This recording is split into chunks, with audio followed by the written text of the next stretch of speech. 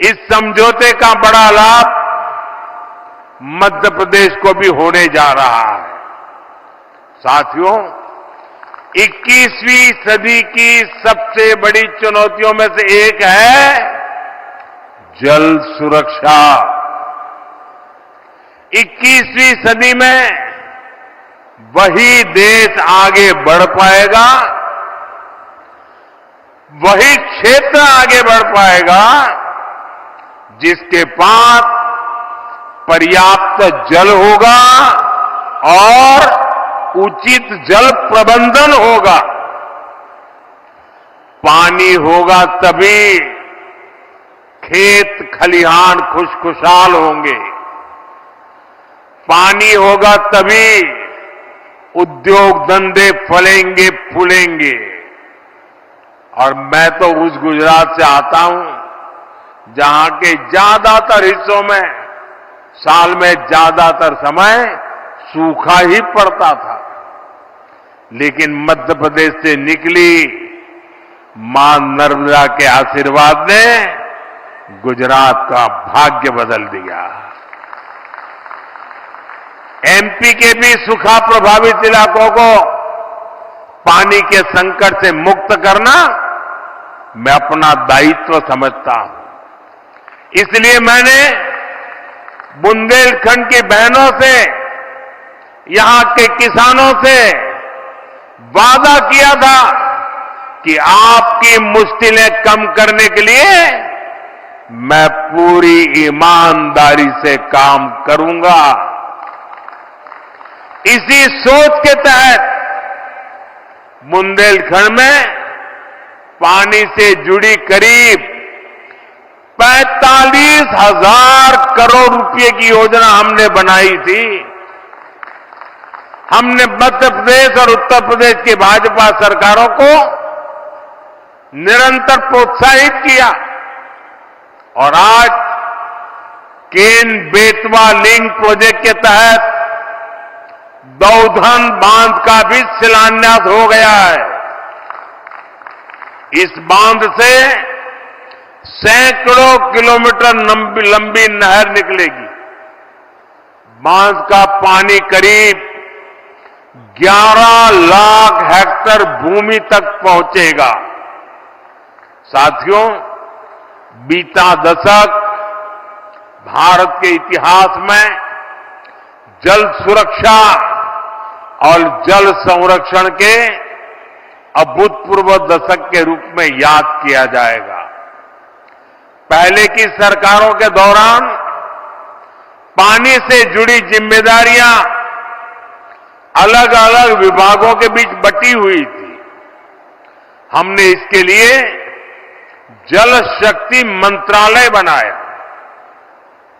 पहली बार हर घर नल से जल पहुंचाने के लिए राष्ट्रीय मिशन शुरू किया गया।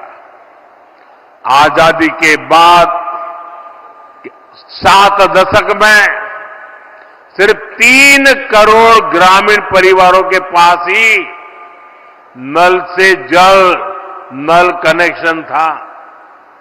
बीते 5 वर्षों में 12 करोड़ नए परिवारों तक हमने नल से जल पहुंचाया है। इस योजना पर अभी तक 3.5 लाख करोड़ रुपए से अधिक खर्च किया जा चुका है।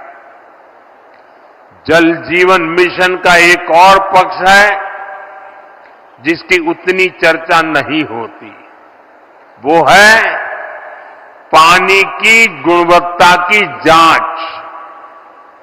पीने के पानी को टेस्ट करने के लिए देश भर में 2100 वाटर क्वालिटी लैब बनाई गई है।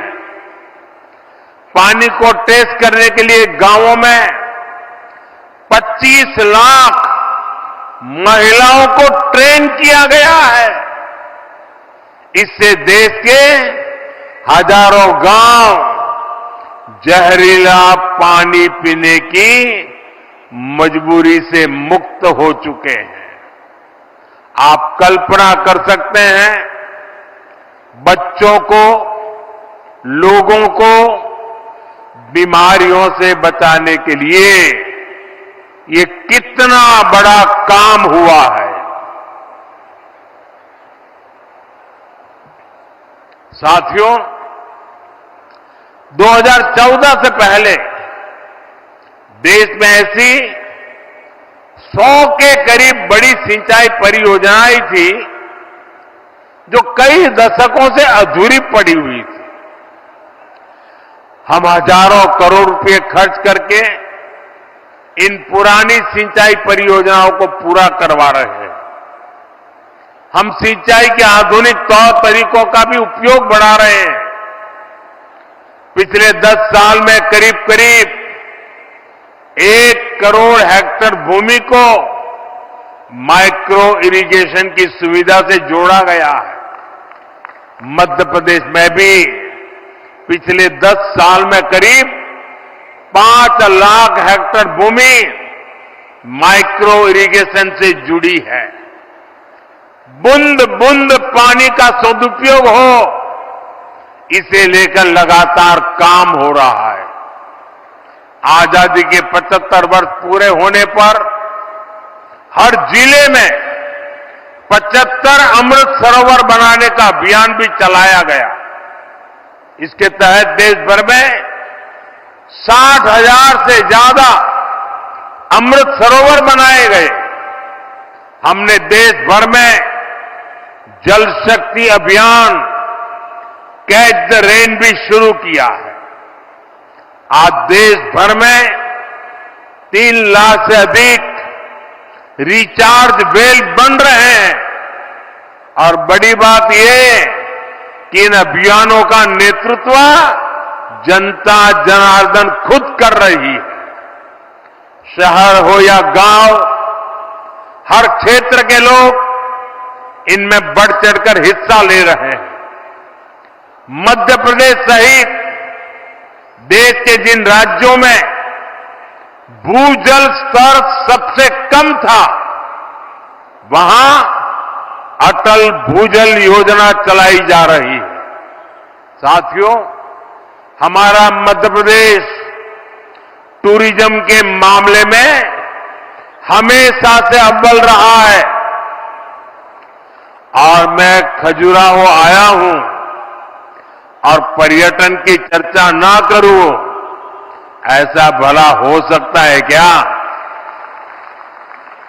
पर्यटन एक ऐसा सेक्टर है जो युवाओं को रोजगार भी देता है और देश की अर्थव्यवस्था को भी ताकत देता है।